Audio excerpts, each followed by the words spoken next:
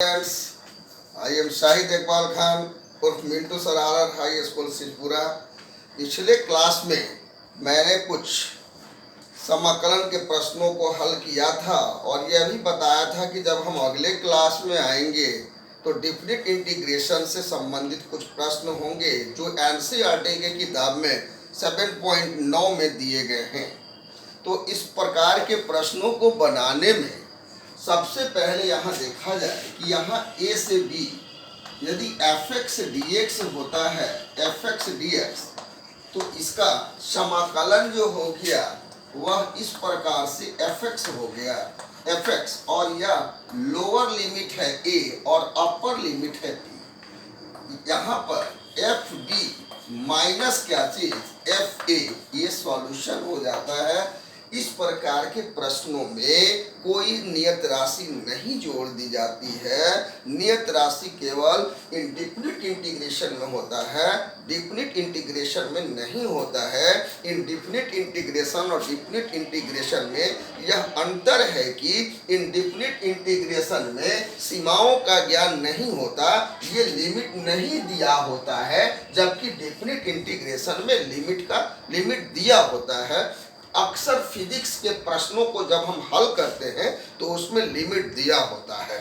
उसके बाद अब हम इसी पर आधारित हम आपको कुछ प्रश्न छोटे छोटे से बता रहे हैं जिसके आधार पर आप 7.9 के प्रश्न 7.9 प्रश्नावली के प्रश्नों को हल कर सकेंगे।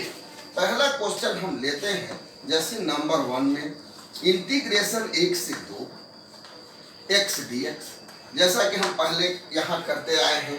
यहाँ हो जाएगा, ये फॉर्मूला हमको मालूम है, फॉर्मूला हम लोग लिए हुए थे कि integration x to the power n dx equal to x का power n plus 1 upon n plus 1। लेकिन जब हम इंडेफिनिट इंटीग्रेशन बनाते थे तो इसको लिखने के बाद प्लस c लिखते थे।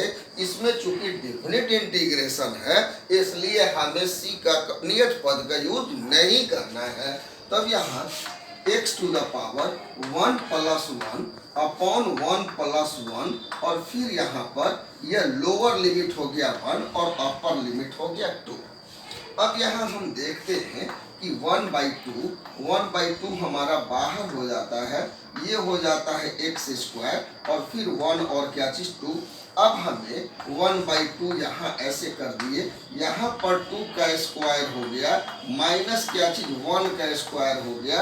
अब यहाँ 1/2 इंटू यहाँ पर 4 माइनस 1 इक्वल टू 3/2 हमारा आंसर हो जाता है।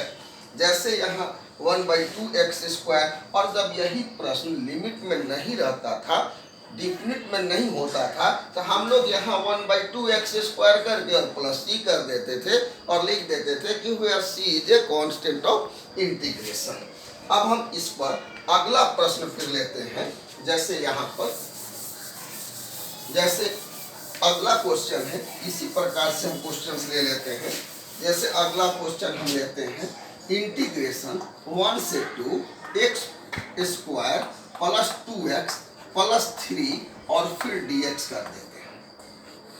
अब हम सबसे पहले, चूंकि यह त्रिपदी है, इसमें 3 पद है, 1 2 और 1 3, तीनों पद को हम अलग अलग ले लेते हैं।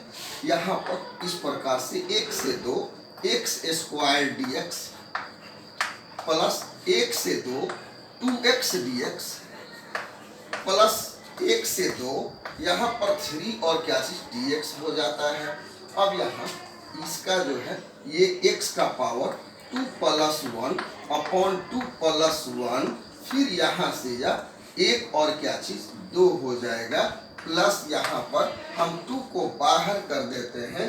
यहाँ पर x का पावर 1 प्लस 1 अपॉन 1 प्लस 1, यहाँ हमारा लोग 1 से 2 हो गया, ये भी 3 यहाँ कांस्टेंट है, 3 बाहर हो जाएगा, dx का x होता है x और यहाँ पर 1 से 2 हो जाएगा। अब हम यहाँ 1/3 को बाहर कर दिए, ये हमारा हो गया x टू द पावर 3 1 से 2 प्लस 2 हो गया यहाँ पर 2 मल्टीपल तो 1/2 कर दीजिए, 1/2 इसमें से बाहर कर दीजिए, ये हो जाएगा एक्स स्क्वायर 1 से लेके 2 तक प्लस 3, फिर यहाँ पर x और 1 से लेके कहाँ तक 2 तक।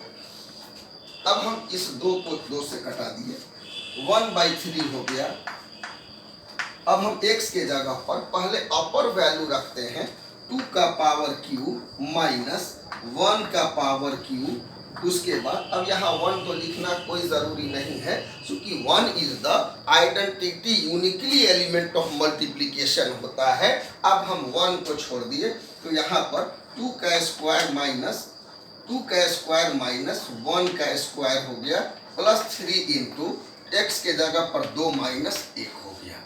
अब यहाँ हम देखेंगे 1/3 into 8 minus 1 plus 4 minus 1 plus 3 into 1।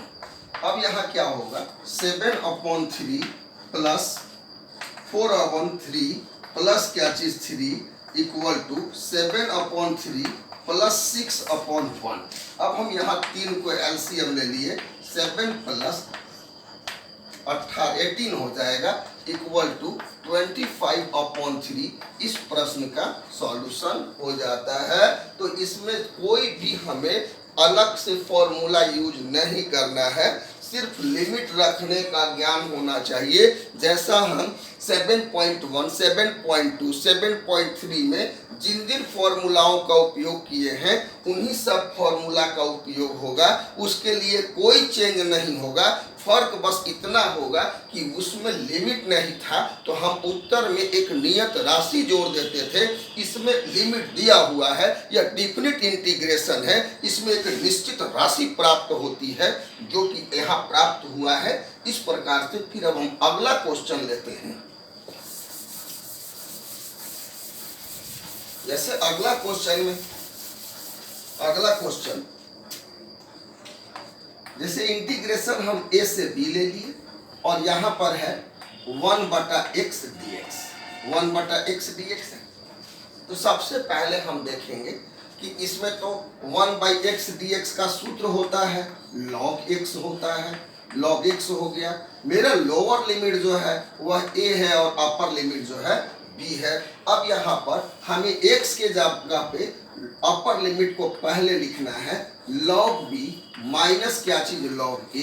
हम इतना पर भी प्रश्न का उत्तर छोड़ सकते हैं, या फिर हम ऐसे जानते हैं हमारे पास log का फॉर्मूला है कि log m minus log n बराबर होता है log m बाई क्या चीज n, log m by n होता है।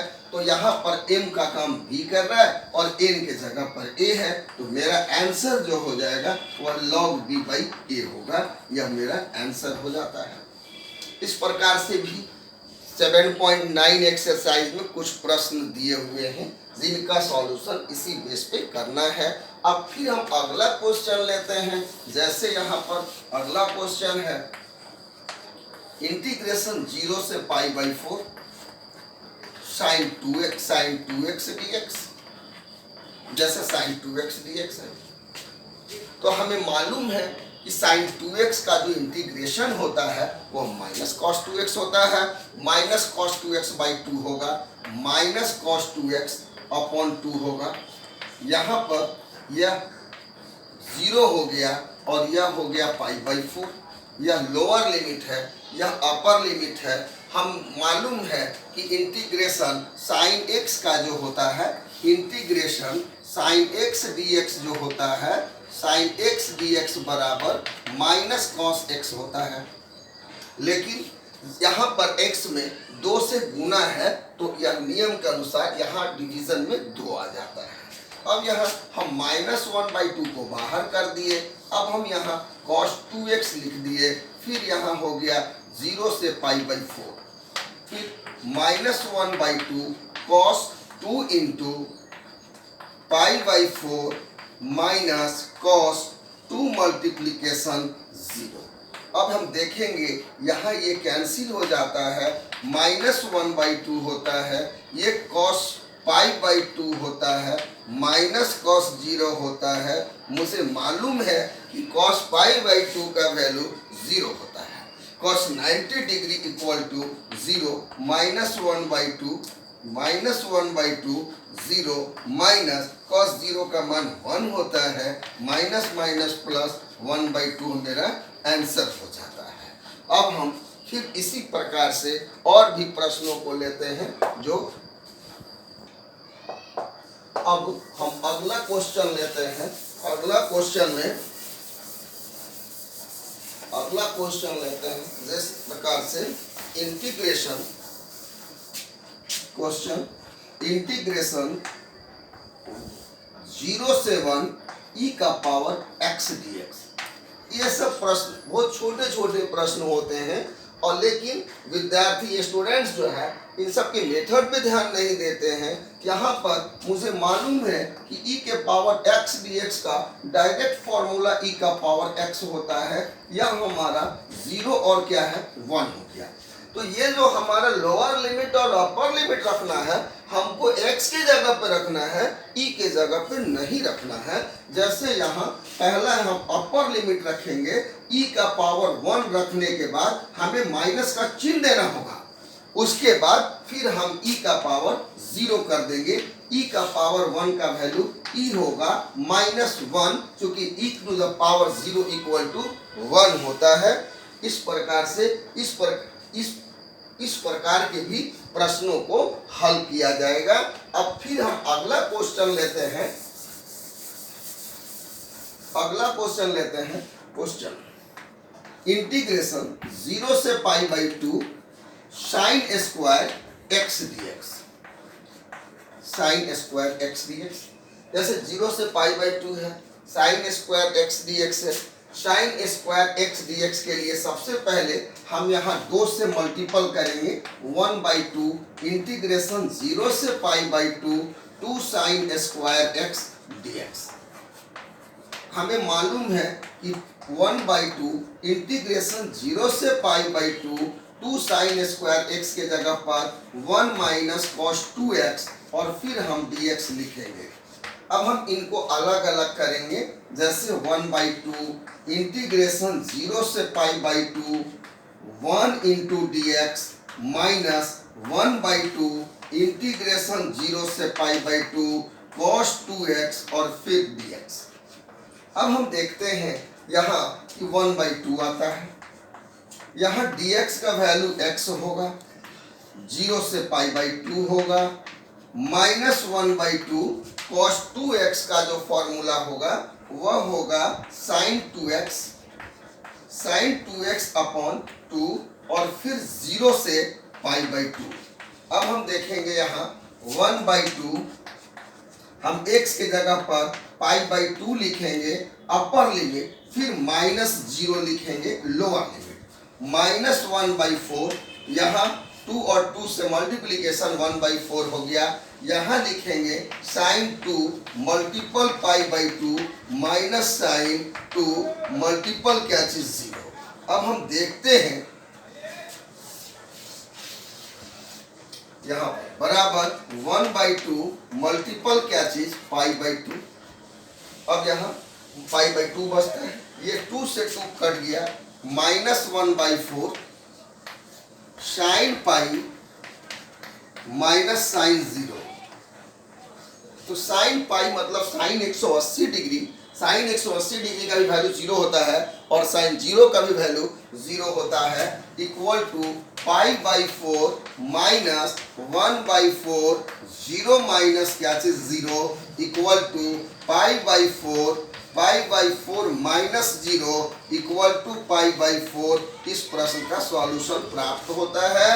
तो ये जैसा कि हम देख रहे हैं, जैसे हम इंडेफिनिट इंटीग्रेशन में पढ़ाते थे, ठीक उसी प्रकार से ये डेफिनिट इंटीग्रेशन में सिर्फ फॉर्मूला के बाद हमें अपर लिमिट और लोअर लिमिट को अच्छे ढंग से दिए गए प्रश्नों को हल करते हैं। इसमें हम नियत राशि को नहीं जोड़ते हैं।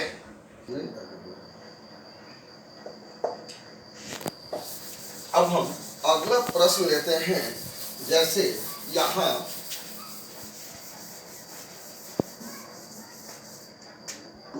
इंटीग्रेशन 1 से 2 x प्लस 1 का whole square upon under root x d x. इस प्रकार का भी प्रश्न हम इंडेफिनिट समाकलन जब सॉल्व कर रहे थे तो ऐसे प्रश्नों को भी सॉल्व किया था। सबसे पहले यहाँ 1 से 2 हो गया, x square plus 2x plus 1 upon under root x d x. यहाँ अलग अलग कर देते हैं, 1 2 x square upon under root x d x plus 2 1 से 2 2x d x upon under root x plus 1 से 2 1 upon under root x d x. अब हम देखते हैं यहाँ कि 1 से 2 x square minus 1/2 d x, क्योंकि यहाँ x का पावर 1/2 है तो भाग की क्रिया होगा, ये x का पावर 1/2 होगा, ऊपर में 2 है तो 2 माइनस 1/2 डी एक्स। अभी समाकलन की क्रिया नहीं हो रही है, अभी भिन्न की क्रिया हो रही है। अब हम यहाँ पर इस 2 को बाहर कर दे तो 1 से 2 x to the power 1 minus 1/2 d x plus 1 से 2 अब x to the power minus 1/2 d x. अब हम यहाँ घटाते हैं, सबट्रैक्ट करते हैं, x का power 3/2 D x plus 2 integration 1 से 2 x का पावर 1/2 डी एक्स प्लस 1 से 2 x to the power minus 1/2 d x. अब यहाँ x to the power 3/2 plus 1 upon 3/2 plus 1, यहाँ पर 1 से 2 plus 2 x to the power 1/2 plus 1 upon 1/2 plus 1, फिर यहाँ पर 1 से कितना 2 plus x to the power minus 1/2 plus 1 upon minus 1/2 plus 1, 1 से 2। अब यहाँ अब देखते हैं x टू द पावर, ये 2 एलसीएम होगा, 5/2 अपॉन 5/2, फिर यहाँ पर हो जाएगा 1 से 2 plus 2 x to the power 3/2 upon 3/2, 1 से 2 प्लस x का पावर 1/2 1/2 1 से 2। फिर यहाँ अब हम क्या करेंगे, 2/5 x टू द पावर 5/2 1 से 2, क्योंकि यहाँ 2/5 था, यहाँ चला गया, प्लस 2 मल्टीपल 2/3, फिर x to the power 3/2 1 to the power 2 plus 2 x to the power 1/2 1 से कितना 2। अब यहाँ देखेंगे 2/5 2 का power 5/2 minus 1 to the power 5/2 plus 4/3, ये 2 मल्टीपल 2 4 हो जाएगा, 2 पावर 3/2 माइनस 1 का पावर 3/2 प्लस 2 का पावर 1/2 माइनस 1 का पावर 1/2। अब यहाँ 2 का पावर 5/2 हो गया, 2 का पावर 5/2 तो यहाँ हो गया 2/5 into 4√2 minus 1 plus 4/3 2√2 minus 1 plus 2 into √2 minus 1। क्योंकि 1 का पावर कुछ भी होता है तो 1 होगा, 2 का पावर 5/2 का मतलब 4√2 होगा, यहाँ पर 2 का पावर 3/2 है तो 2√2 होगा। अब हम यहाँ मल्टीप्लिकेशन की क्रिया करेंगे, 8√2 अपॉन 5 माइनस 2/5 प्लस 8/3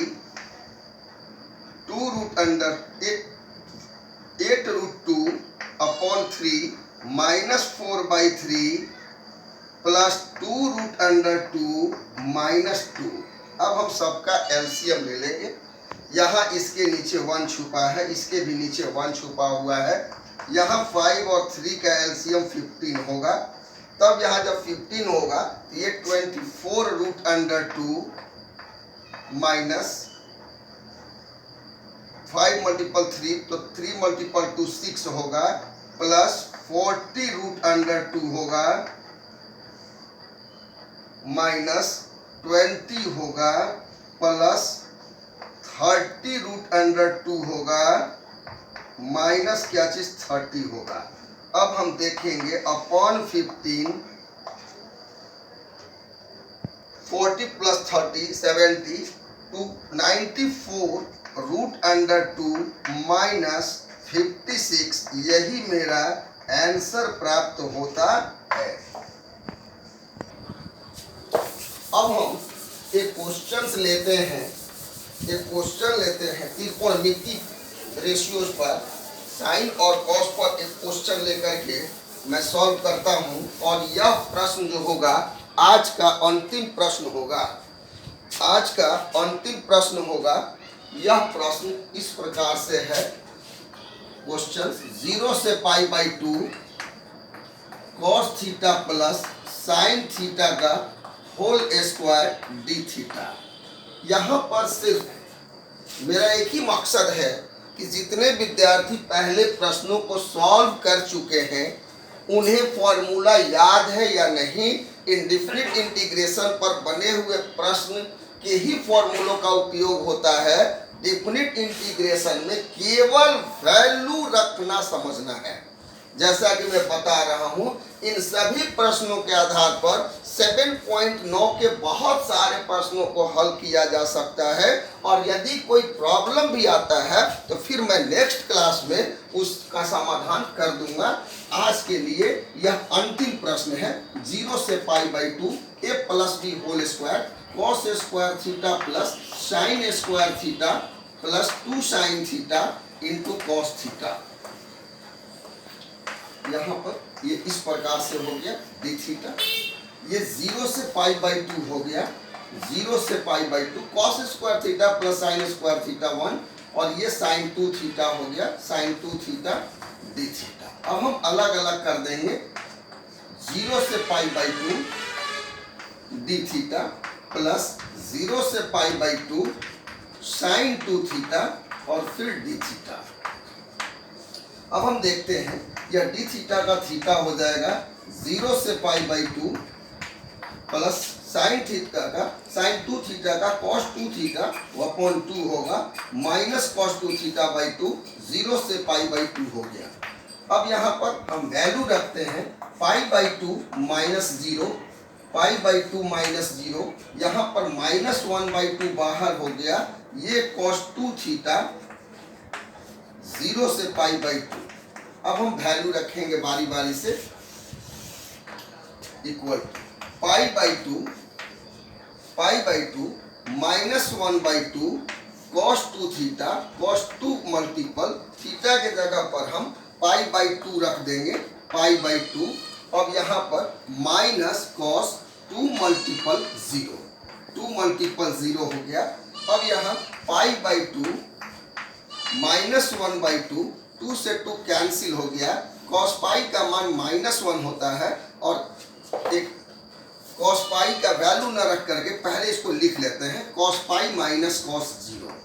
अब यहाँ वैल्यू रखेंगे π/2 -1/2 into -1 equal to π/2 -1/2 multiple -2 minus minus plus, 2 से 2 कैंसिल हो गया, π/2 प्लस 1। हम इतना भी आंसर लिख सकते हैं, या फिर हम इसको एलसीएम कर देंगे, 2 एलसीएम हो जाएगा।